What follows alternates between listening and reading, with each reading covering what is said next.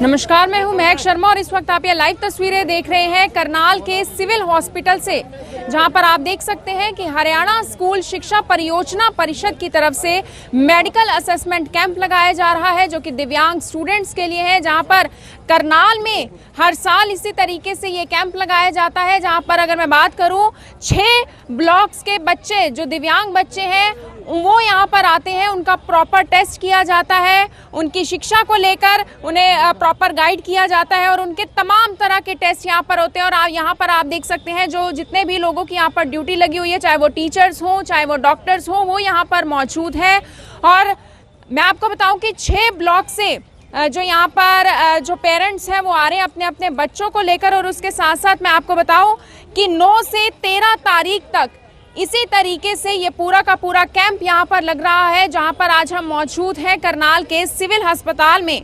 9 तारीख को मैं आपको बताऊं तो करनाल ब्लॉक के बच्चे यहाँ पर पहुँचे थे, 10 तारीख को नीलोखेड़ी और नीसिंग के बच्चे यहाँ पर पहुँचे थे, 12 तारीख को घरोंडा और असंध के बच्चे यहाँ पर पहुँचे थे और 13 तारीख को मैं आपको बताऊं तो इंद्री के बच्चे यहाँ पर पहुंचने वाले हैं। हालांकि आज 12 तारीख है और यहाँ पर घरोंडा और असंध से बच्चे यहाँ पर अभी पहुंच भी चुके हैं और पहुंच भी रहे हैं। आप सभी लोगों से मेरी यही अपील रहेगी कि साथ के साथ इस खबर को शेयर जरूर करें। ये आप हरियाणा के करनाल से सिविल हॉस्पिटल से आप ये लाइव तस्वीरें देख रहे हैं और आप मेरे आसपास देखेंगे तो तमाम दिव्यांग बच्चे यहाँ पर पहुंचे भी हुए हैं और उनके पेरेंट्स आप देख सकते हैं रजिस्ट्रेशन करवाते हुए नजर आ रहे हैं। आपको एक बार अंदर की भी तस्वीरें दिखा दूं और मैं एक और चीज़ आपको बता दूं कि जो भी बच्चे यहाँ पर पहुँच रहे हैं, जो भी पेरेंट्स यहाँ पर पहुँच रहे हैं, उनके खाने पीने का भी इंतजाम यहाँ पर किया हुआ है। ये सारा का सारा काम सरकार की तरफ से किया जाता है। सरकार की तरफ से समग्र शिक्षा योजना हर साल इसी तरीके से चलाई जाती है दिव्यांग बच्चों के लिए और आप देख सकते हैं तमाम टीचर्स डॉक्टर्स यहाँ पर मौजूद हैं। आप सभी लोगों से अपील, इस खबर को, इस वीडियो को साथ के साथ शेयर जरूर करते रहें। और इससे पहले हम आपको आगे की तस्वीरें दिखाएं, हमारे साथ यहाँ पर असिस्टेंट प्रोजेक्ट कोऑर्डिनेटर है मिस्टर चंदन मोहन, उनसे जान लेते हैं कि क्या कुछ वो बताना चाहेंगे समग्र शिक्षा योजना के बारे में। जी सर। ऐसा है, ये समग्र शिक्षा हरियाणा स्कूल शिक्षा परियोजना परिषद जो हरियाणा सरकार के तत्वाधान में काम करता है, उसकी तरफ से दिव्यांग बच्चों के लिए हर वर्ष उनका मेडिकल कैंप आयोजित किया जाता है, जिससे उनका चेकअप हो सके, उनकी कोई बीमारी अगर डेवलप हुई है, कोई इस तरह की विकलांगता से संबंधित, तो वो डायग्नोस हो, उनको फ्री में जो उनकी अप्लायंसेज हैं, एड्स हैं, वो भी दी जाती हैं। डॉक्टर्स उनका चेकअप करते हैं और उनके सर्टिफिकेशन के लिए एक बहुत बड़ी प्रॉब्लम रहती है कि बच्चों के सर्टिफिकेशन नहीं हो पाते, वो भी इस कैंप की सहायता से बहुत अच्छे से सर्टिफिकेट बनाने में हमें मदद मिलती है। हमारे लगभग 16 स्पेशल टीचर्स अलग अलग ब्लॉक से इन 5 दिनों में, इस बार इफेक्टिवली 4 दिन का कैंप है क्योंकि एक बीच में हॉलीडे आ गई थी, तो इन सभी दिनों में सभी स्पेशल टीचर भी यहाँ इन्वॉल्व रहते हैं और उनका सारा डॉक्यूमेंटेशन सर्टिफिकेशन किया जाता है ताकि उनको अपना दिव्यांग का जो सर्टिफिकेट है, जो उन्हें बहुत चीज़ों में काम आता है, वो उनका समय से बन सके, विदाउट एनी मच डिफ़िकल्टीज वो बन सके।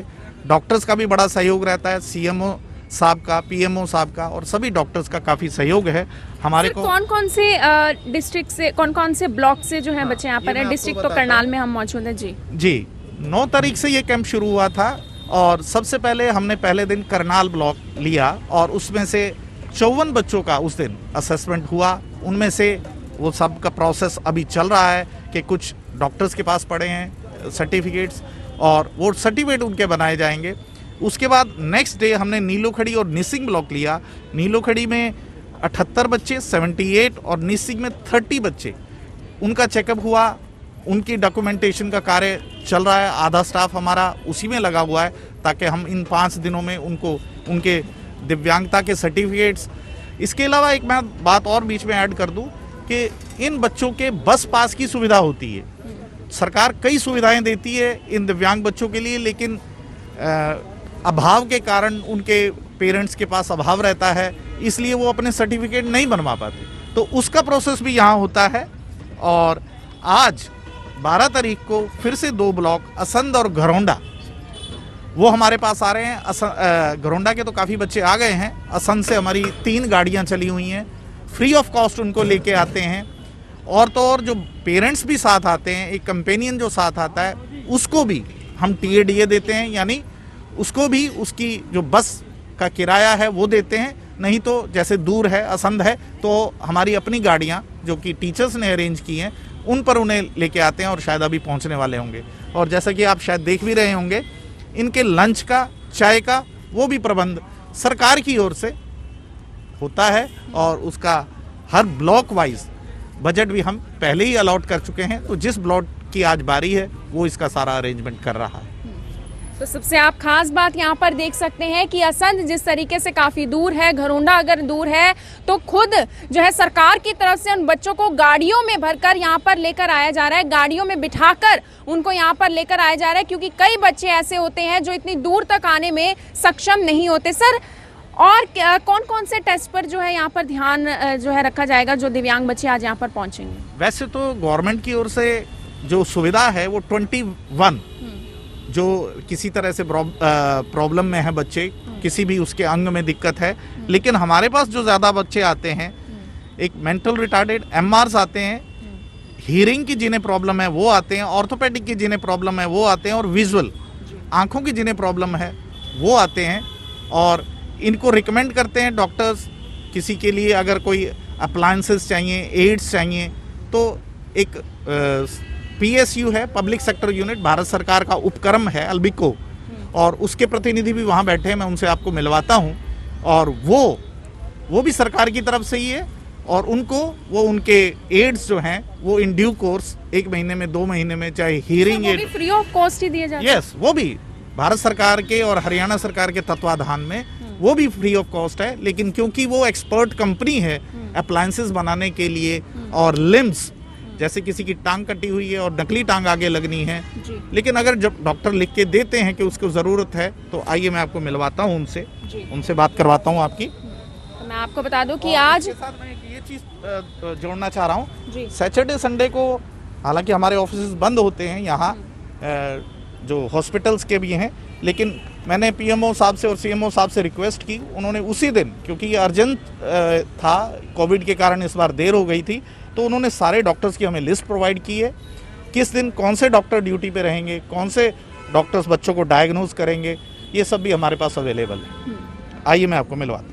तो एक बार हम डॉक्टर्स के पास भी चलते हैं जो यहाँ पर आज मौजूद है। और मैं आपको बता दूं, आज 12 तारीख है और आज घरोंडा और असंध से बच्चे यहाँ पर पहुँच रहे हैं। सरकार की तरफ से उनको गाड़ियों में बिठाकर स्पेशल उनके घरों से उनको यहाँ पर लेकर आया जा रहा है, ताकि उनके तमाम तरह के टेस्ट किए जा सकें। जी सर।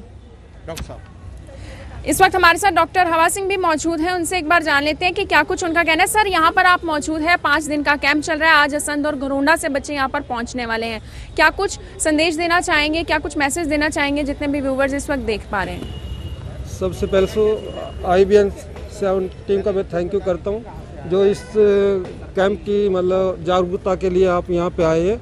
और हमारा कैंप ये हर साल लगता है जी। तो इस कैंप में हमारा जो डोमेन्स है वो इंटेलेक्चुअल डिसेबिलिटी का, मतलब जो बच्चे अपनी उम्र के साथ नहीं है या जिनका डिले है, उनका विकास की अवस्थाएं जितनी डिले है, उनके बारे में हम असेसमेंट करते हैं।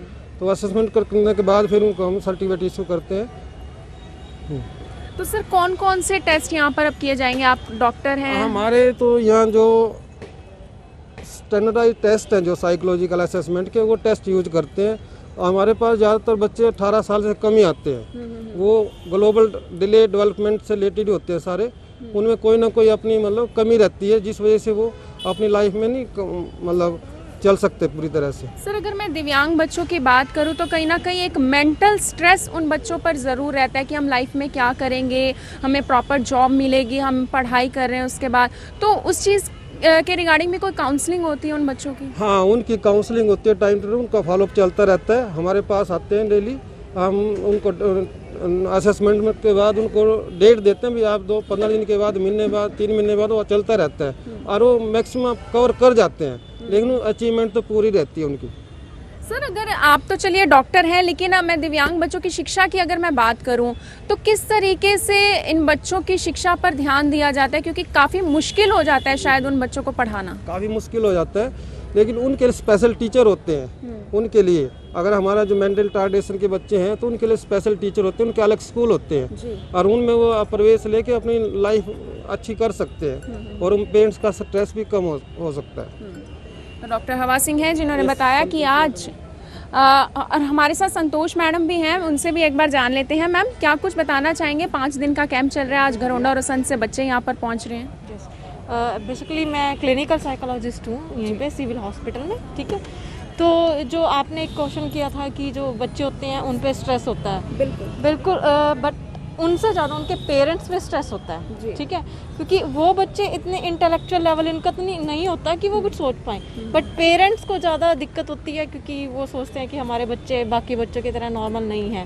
तो ज़्यादा काउंसलिंग जो होती है हम उनके पेरेंट्स को भी करते हैं, और जो मेंटली प्रॉब्लम में होते हैं, जो इंटेलेक्चुअल लेवल जिनका लो होता है, उनसे कहीं मतलब उन पर हम बिहेवियरल थेरेपी यूज करते हैं। जो उनके बिहेवियर में चेंजेस आए हैं उनको हम थोड़ा मॉडिफाई करने की कोशिश करते हैं थ्रू पेरेंट्स काउंसलिंग।